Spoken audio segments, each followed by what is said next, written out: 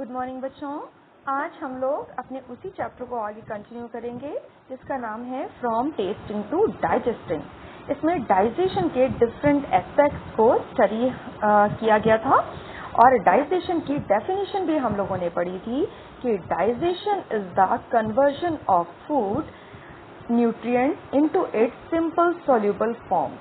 Digestion के process में food के न्यूट्रिएंट्स उसके सॉल्युबल कंपोनेंट में चेंज हो जाते हैं जिससे कि फूड ब्लड में इजीली एब्जॉर्ब हो सके। अब हमारा जो फर्स्ट स्टेप ऑफ डाइजेशन है वो माउथ से ही स्टार्ट हो जाता है। माउथ में टीथ एंड टंग प्रेजेंट होते हैं। टीथ फूड को बहुत छोटे छोटे पार्ट्स में ब्रेक कर देते हैं। बच्चों, आज हम उसी च्यूइंग की प्रोसेस या चबाने की प्रोसेस के बारे में थोड़ा सा पढ़ते हैं। च्यू इट और chew it well, what is the difference? Try this together in class. Each of you take a piece of bread or roti or some cooked rice. Put it in your mouth, chew 3 to 4 times and swallow it. Did the taste change as you chewed it? Now take another piece of some rice and chew it 30 to 32 times. Was there any change in the taste after chewing so many times? बच्चों, यहाँ एक experiment किया गया है कि छोटा सा रोटी का पीस लिया गया या थोड़ा सा चावल, पका हुआ चावल लिया। अब उसको आप मुंह में रखिए और 3 या 4 बार चबाकर उसे स्वेलो कर लीजिए, निगल लीजिए। अब उसका टेस्ट आपको कैसा लगा? अब दूसरे स्टेप में उतना ही चावल या उतनी ही रोटी को लीजिए और उसे 30 टाइम्स तक च्यू करिए, मतलब 30 बार आपके दांत उस फूड को चबाएं, 30 या 32 टाइम्स तक। अब देखिए बच्चों, क्या उसी खाने के टेस्ट में कुछ डिफरेंस समझ में आया? Has anyone at home told you to eat slowly and to chew well so that the food digests properly? Why do you think they say this? बेटा, जो ये एक्सपेरिमेंट हमने किया था, आप इस एक्सपेरिमेंट को जब परफॉर्म करेंगे तो आप खुद देखेंगे जब आप फूड को बहुत देर तक अपने मुंह में चबाते हैं, मीन्स 30 से 32 टाइम्स तक अच्छे से चबाते हैं, तो आपको फूड का वही कॉर ज्यादा टेस्टी लगेगा। ऐसा क्यों होता है? क्योंकि हमारी टंग में टेस्ट बड्स होती हैं जो फूड को डाइजेस्ट करती हैं और हमारी चबाने के प्रोसेस में ही सलाइवा उसमें अच्छे से मिक्स होता है। बेटा, फूड को जितना ज्यादा चबाया जाएगा उतने ही छोटे छोटे पार्ट्स में वो डिवाइड हो जाएगा और उतना ही ज्यादा सलाइवा उसमें अच्छे से मिक्स हो जाएगा। तो इस केस में जब फूड बहुत ही छोटे छोटे टुकड़ों में बट जाता है तब टेस्ट बड्स उसको अच्छे से टेस्ट कर पाती हैं और ऐसे में आपको फूड ज्यादा स्वादिष्ट लग पाता है, क्योंकि टेस्ट बड्स जितने छोटे पार्टिकल्स फूड के होंगे उन पर उतना ही अच्छा एक्ट करेंगी। इसीलिए बड़े लोग कहते हैं फूड को धीरे धीरे खाओ और चबा चबा कर खाओ। हमें फूड को कम से कम 30 और 40 टाइम्स तक, 30 से 40 बार तक मुंह में चबाना चाहिए, उसके बाद स्वेलो करना चाहिए। एक और फैक्ट है बेटा, अगर आप फूड को अच्छे से चबाते नहीं होंगे और उसको निगलने की कोशिश करिए तो आपको थोड़ा सा ज्यादा एफर्ट करना पड़ेगा, लेकिन अगर आप फूड को अच्छे से चबा लेंगे, सलाइवा उसमें अच्छे से मिक्स हो जाएगा तो वो स्वेलो भी बहुत आसानी से हो जाता है। और फूड में जितना डाइजेस्टिव जूसेस भी एक्ट करते हैं, हमारे सलाइवा में भी एक डाइजेस्टिव एंजाइम होता है जो स्टार्च को, कार्बोहाइड्रेट को डाइजेस्ट करता है। तो फूड का डाइजेशन तो माउथ से ही स्टार्ट हो जाता है, लेकिन जैसे फूड हमारी एलिमेंट्री कैनाल में आगे बढ़ता है तो स्टमक के डाइजेस्टिव जूसेस और इसोफेगस एंड पैनक्रियाटिक जूसेस के digestive enzymes and small intestine के डाइजेस्टिव एंजाइम्स उस पर एक्ट करते हैं।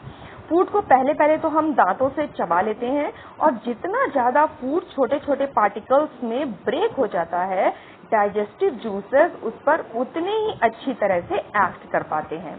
जब फूड को छोटे छोटे टुकड़ों में हम चबा चबा कर बहुत छोटे छोटे टुकड़ों में ब्रेक कर देते हैं, तब फूड का सरफेस एरिया बढ़ जाता है और सरफेस एरिया बढ़ जाने के कारण फूड कि इन छोटे छोटे पार्टिकल्स पर डाइजेस्टिव एंजाइम्स बहुत अच्छे से अपना वर्क करते हैं।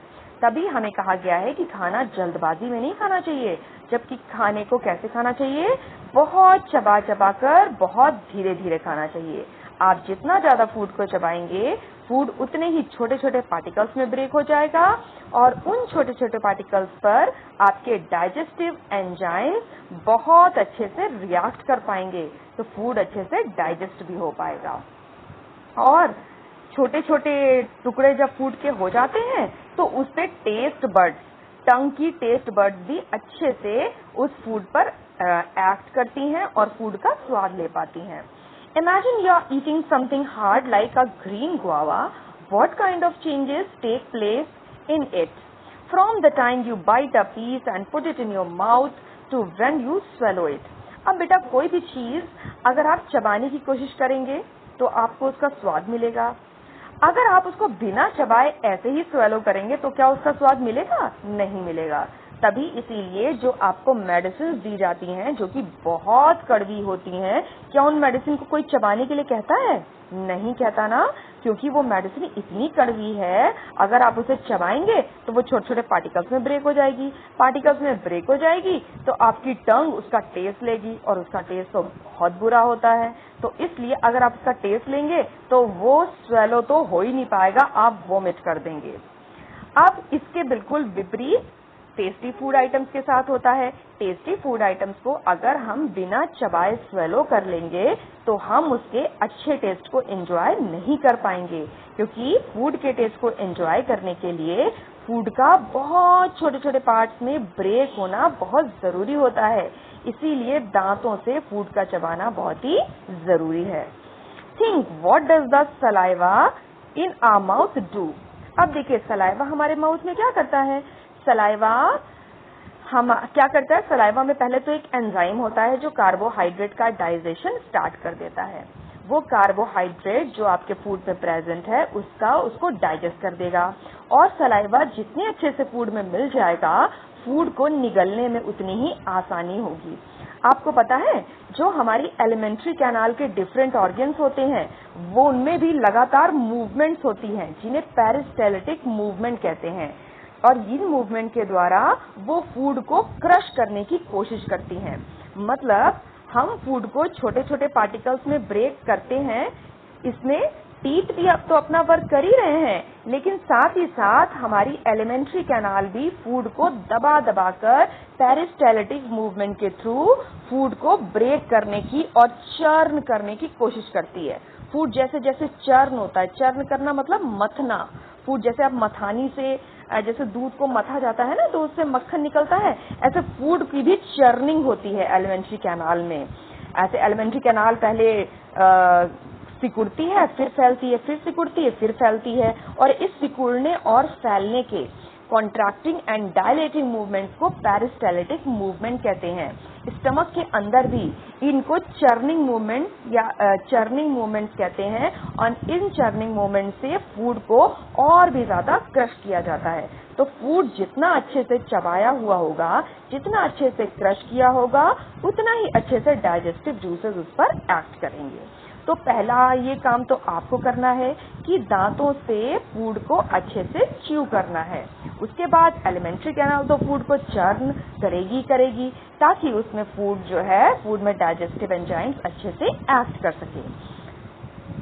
अब देखिए डाइजेस्टिव सिस्टम का डायग्राम मैंने आपके साथ शेयर किया था, जिससे आपको डाइजेस्टिव ऑर्गन्स के बारे में थोड़ी सी जानकारी मिल जाए। अब straight from the heart, what do you think food must be going after you put it in your mouth and swallow it? In the picture given here, draw the path of the food through your body. Share your picture with your friends. Do all of you have similar pictures? बेटा इसमें alimentary canal का picture यहाँ पे मैं आपसे share कर चुकी हूँ, तो आपको तो ठीक से पता है कि फूड कहाँ जाता है। फूड माउथ से कहाँ जाता है? ईसोफेगस में। ईसोफेगस से स्टमक में आता है, स्टमक से वो स्मॉल इंटेस्टाइन में जाता है। स्मॉल इंटेस्टाइन का जो स्टार्टिंग वाला पार्ट होता है उसे डिओडिनम कहते हैं, और उसके बाद स्मॉल इंटेस्टाइन शुरू हो जाती है। स्मॉल इंटेस्टाइन बहुत लंबी और बहुत कॉइल्ड होती है। स्मॉल इंटेस्टाइन में फूड पूरा पूरा डाइजेस्ट भी होता है, और स्मॉल इंटेस्टाइन की वॉल में ब्लड वेसल्स बहुत सारी पाई जाती हैं, और ये ब्लड वेसल्स बचे हुए फूड को एब्जॉर्ब कर लेती हैं। मतलब फूड को डाइजेस्ट होने के बाद जो न्यूट्रिएंट्स निकले उन्हें ये ब्लड वेसल एब्जॉर्ब कर लेती हैं। अब बेटा इसके बाद डाइजेशन की प्रोसेस में हमारा ब्रेन भी बहुत अच्छा वर्क प्ले करता है। देखिए बेटा, जब आपकी बॉडी में न्यूट्रिएंट्स की कमी होने लगती है तो ये मैसेज ब्लड के थ्रू आपके ब्रेन में पहुंचता है। ब्रेन में पहुंचता है तो हमें क्या फील होने लगती है? हंगर फील होने लगती है, हमें भूख फील होने लगती है। और जब भूख फील होने लगती है तो हमें लगता है हम कुछ खाएं। अब भूख में कुछ लोग अलग अलग तरह से रिएक्ट करते हैं।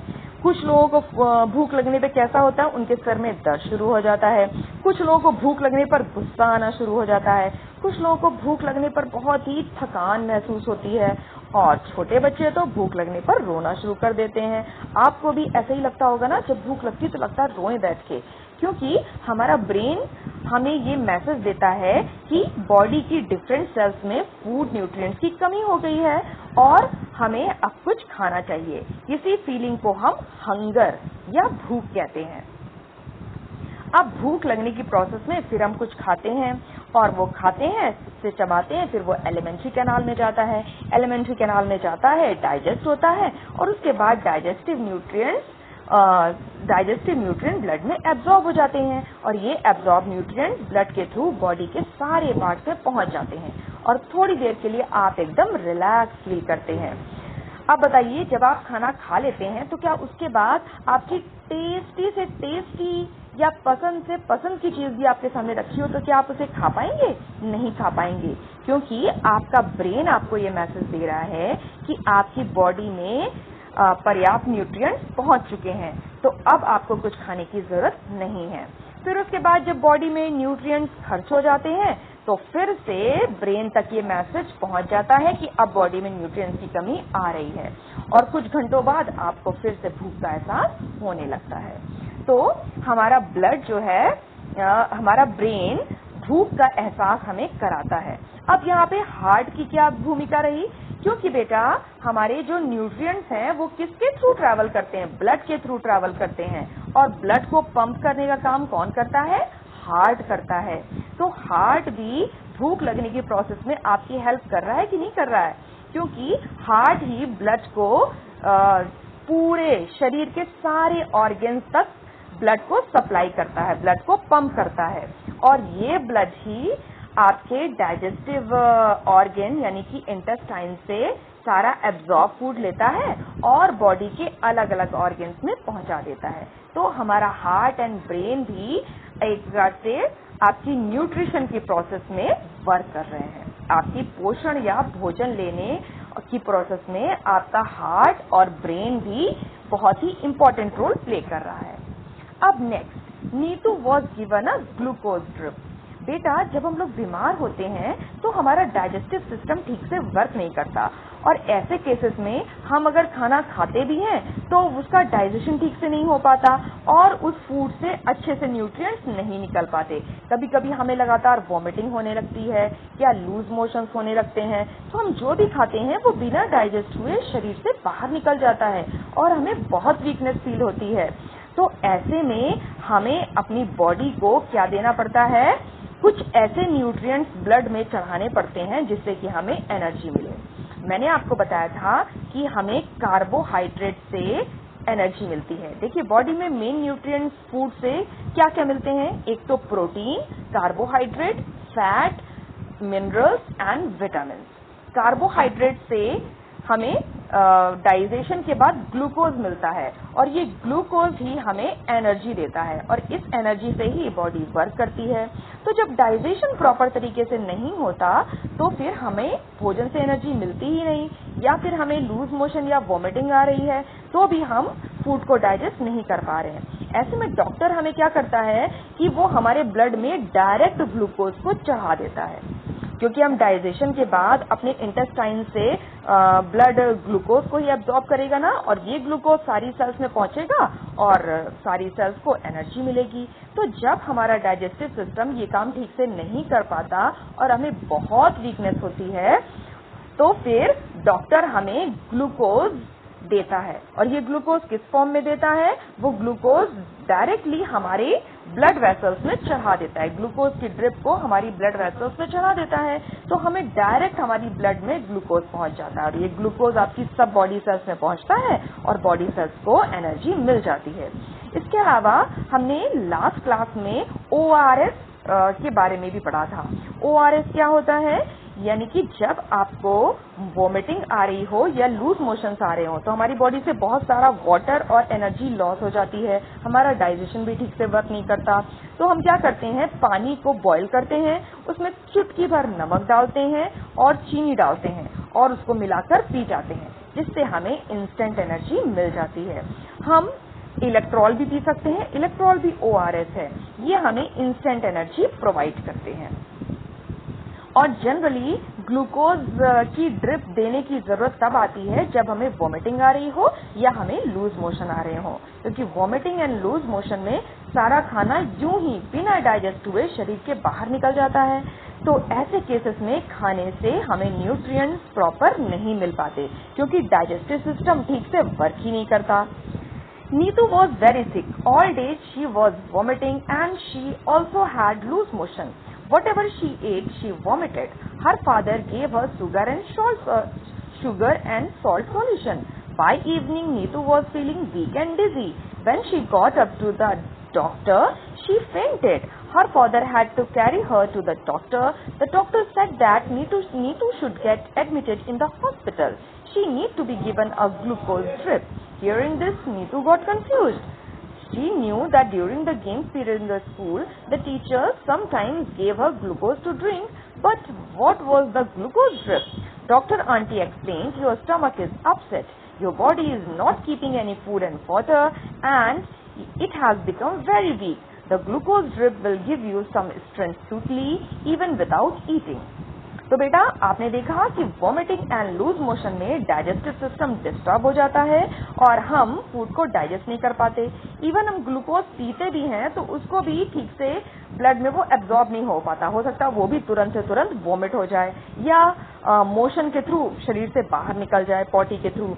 तो इसके लिए क्या किया जाता है, ग्लूकोज सॉल्यूशन को सीधे आपके ब्लड में चढ़ा दिया जाता है और ये ग्लूकोज सॉल्यूशन ब्लड में पहुंचता है और आपकी डिफरेंट सेल्स तक ग्लूकोज पहुंच जाता है और आपकी डिफरेंट सेल ग्लूकोज से एनर्जी गेन कर लेती हैं, क्योंकि ग्लूकोज से ही हमारी बॉडी को एनर्जी मिलती है।